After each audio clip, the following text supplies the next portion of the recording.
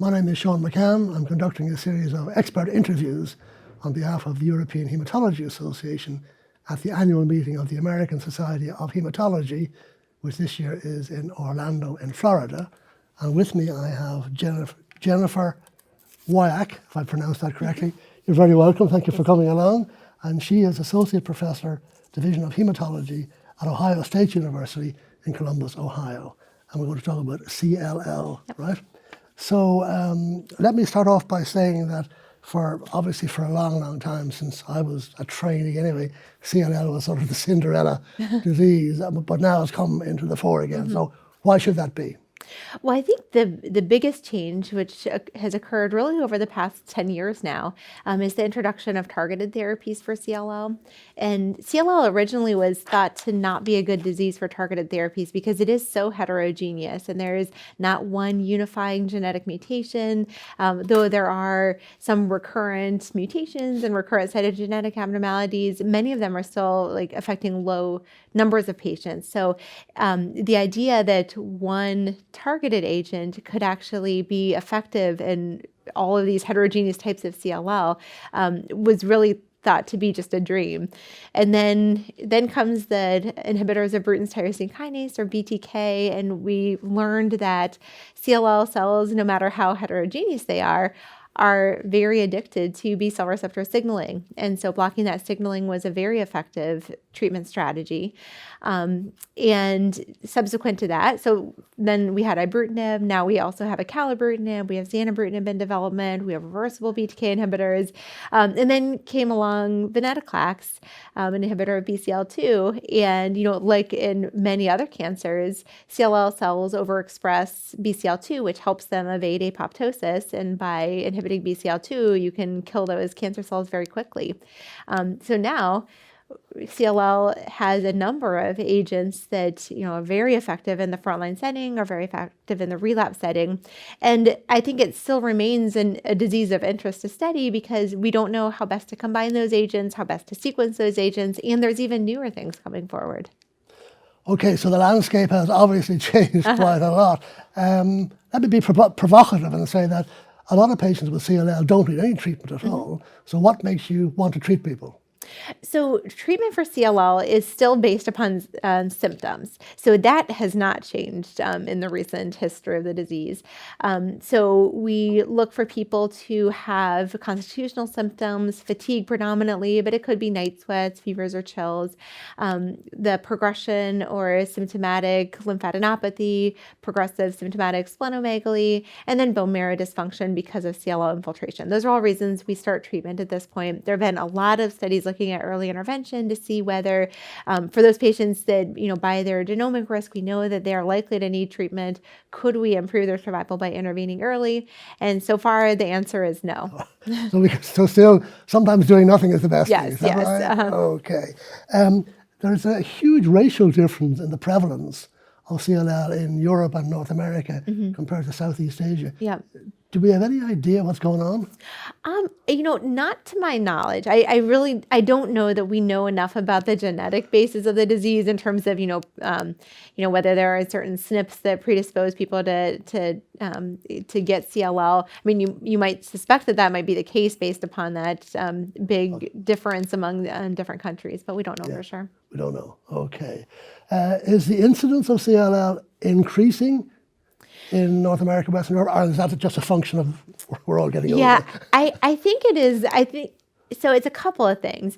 One is as the population ages, people are more likely to get CLL. And so as people are living longer and not dying of other things, then more people are being diagnosed. We also have better ways of detecting CLL. So, people are more likely to have routine blood work done where somebody gets a CBC and notices that their lymphocyte count is high, even if their white count isn't so high. So I think it's a factor of more diagnoses based upon those things. So you don't think the actual prevalence of the disease is changing? I don't have any data to suggest that there is something that is increasing the incidence otherwise. Right. Okay, in terms of the sort of diagnostic profile, not everybody has all the most modern gizmos at their fingertips. So what would be the minimum criteria for sustaining the diagnosis? To diagnose CLL, all you need is flow cytometry, which shows the typical immunophenotype. So B cell markers, CD19, CD20, CD23, and then the presence of the T cell marker, CD5. Typically in CLL, we see low expression of CD20 and low expression of surface immunoglobulin. When those are brighter, it makes you think about alternative diagnoses. I know that you never mentioned looking at a blood film.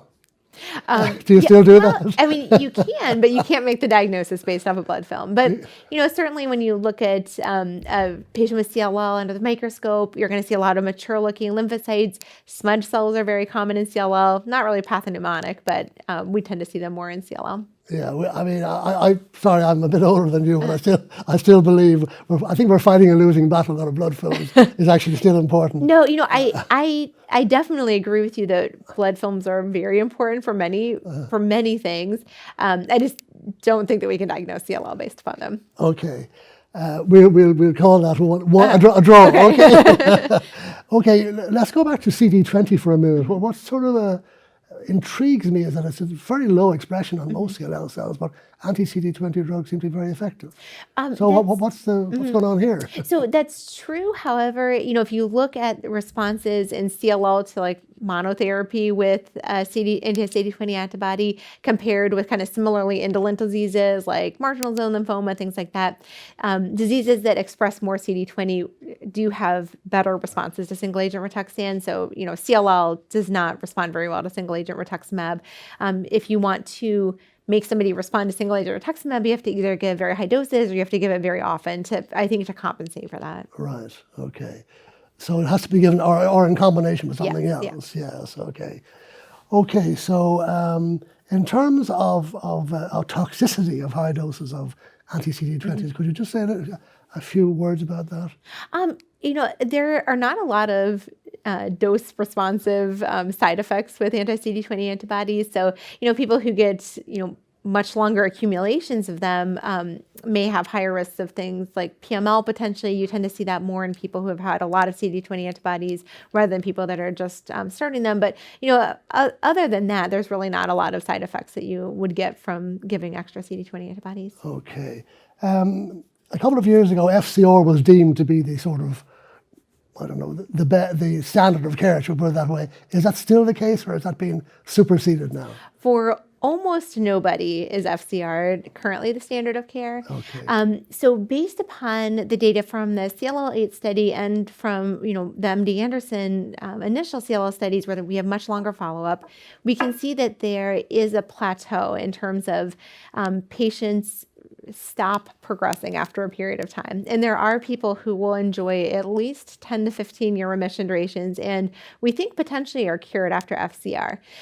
Luckily, we are able to at least a little bit narrow who is likely to enjoy those like very long remission durations. And we know that patients who are IGVH mutated are really the only ones that have those very sustained remissions. And then, we have to assume that it's also going to be people who don't have high-risk genetic abnormalities. Though, because the studies are a little bit older, we don't know that for sure. So what proportion of patients, roughly, would you expect out of 100 to respond to FCR? Well, almost everybody's going to respond to FCR. Okay. If you look specifically at the cohort of patients that are IGVH mutated, about 60% of them or so will have that will have that very long-term PFS.